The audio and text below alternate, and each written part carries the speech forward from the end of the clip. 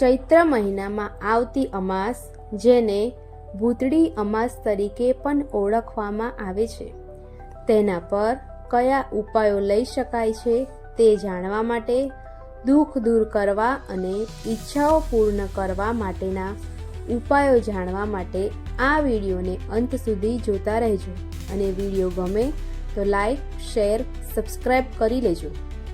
દરેક માસને 2 પક્ષમાં વિભાજિત કરવામાં આવે છે, જેને શુક્લ પક્ષ અને કૃષ્ણ પક્ષ કહેવામાં આવે છે.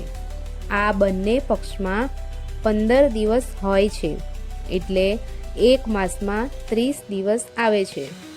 શુક્લ પક્ષની વાત કરીએ તો આ પક્ષની અંતિમ તિથિ પૂર્ણિમા હોય છે અને કૃષ્ણ પક્ષની અંતિમ તિથિ અમાસ હોય છે. શાસ્ત્રો અનુસાર અમાસની તિથિ પિતૃઓને સમર્પિત હોય છે. આ દિવસે તર્પણ, દાન, પિતૃકર્મ કરવાથી વિશેષ ફળની પ્રાપ્તિ થાય છે. અમાસની તિથિ પિતૃઓને સમર્પિત હોવાથી આ દિવસે પિતૃકર્મ કરવાનું પ્રાવધાન છે. આ દિવસે કરેલા પુણ્ય કર્મનું ફળ અનેક ગણું મળે છે.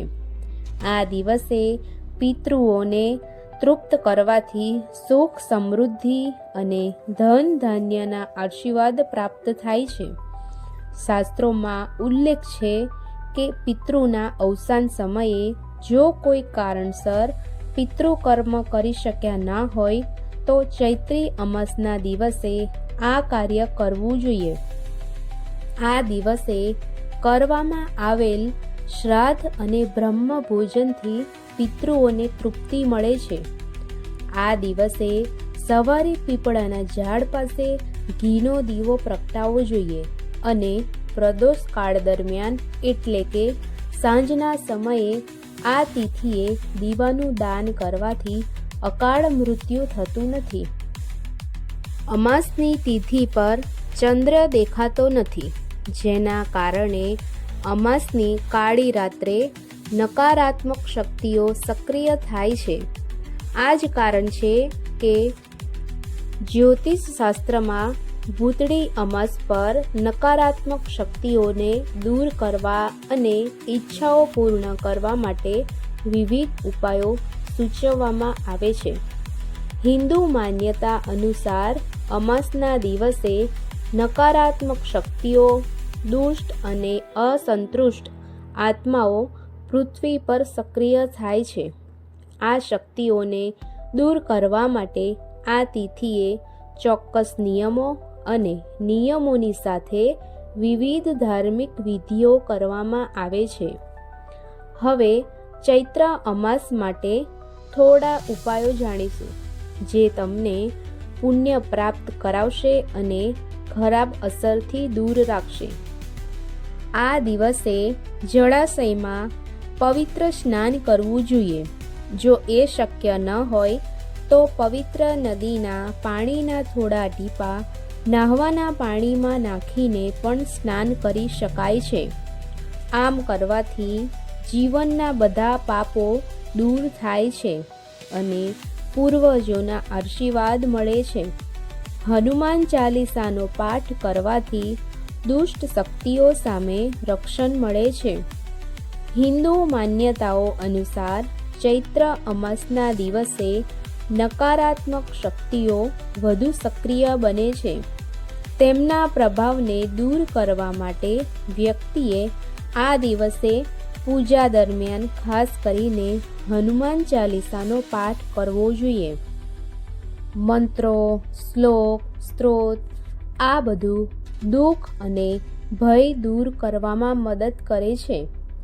હિન્દુ ધર્મમાં મંત્રોનો જાપ એ તમામ પ્રકારના દુઃખ દૂર કરવા અને ઈચ્છાઓ પૂર્ણ કરવા માટે એક શક્તિશાળી સાધન માનવામાં આવે છે.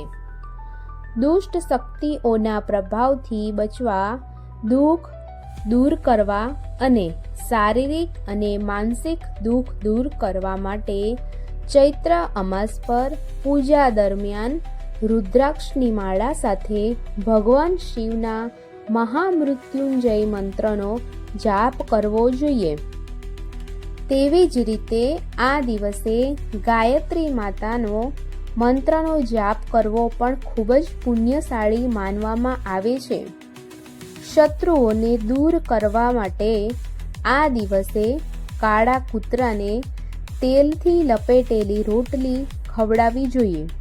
જો તમે સતત નાણાકીય મુશ્કેલીઓનો સામનો કરી રહ્યા છો તો તમારે આ અમાસ પર પીપળાના વૃક્ષની ખાસ પૂજા કરવી જોઈએ, જેથી ધનની દેવી લક્ષ્મીના આશીર્વાદ પ્રાપ્ત થાય અને નાણાકીય મુશ્કેલીઓ દૂર થાય. પીપળાના ઝાડ નીચે શુદ્ધ ઘી અને લાલ દિવેટથી બનેલો ઘીનો દીવો પ્રગટાવવો જોઈએ. હવે આપણે જાણીશું ચૈત્ર અમાવસ્યાની પૂજા અને પદ્ધતિ. આ દિવસે વહેલી સવારે બ્રહ્મ મુહૂર્તમાં જાગીને સ્નાન આદિ પરવારીને ચોખા, લાલ ફૂલ અને પાણી મિશ્રિત સૂર્યદેવને જળ અર્પણ કરો. ત્યારબાદ દક્ષિણ તરફ મુખ કરીને પૂર્વજોને જળ અર્પણ કરો. તલ, કુશ, ઘાસ અને પાણી સાથે જળ અર્પણ કરવું અત્યંત શુભ માનવામાં આવે છે. ત્યારબાદ ઉપવાસનો સંકલ્પ કરો. આ દિવસે ઉપવાસ કરવાથી આત્મનિયંત્રણ, આત્મવિશ્વાસ વધે છે અને આખો દિવસ ફળાહાર અથવા સાત્વિક એકટાણું કરો. સાંજે પીપળાના ઝાડ નીચે સરસવના તેલનો દીવો પ્રગટાવો. ભગવાન શનિને કાળા તલ, વાદળી ફૂલો અને તેલ અર્પણ કરો. આ બધી ક્રિયાઓ ભક્તિ અને શુદ્ધ ભાવનાથી કરવી જોઈએ, કારણ કે ત્યારે જ તો તેનું સંપૂર્ણ ફળ મળશે.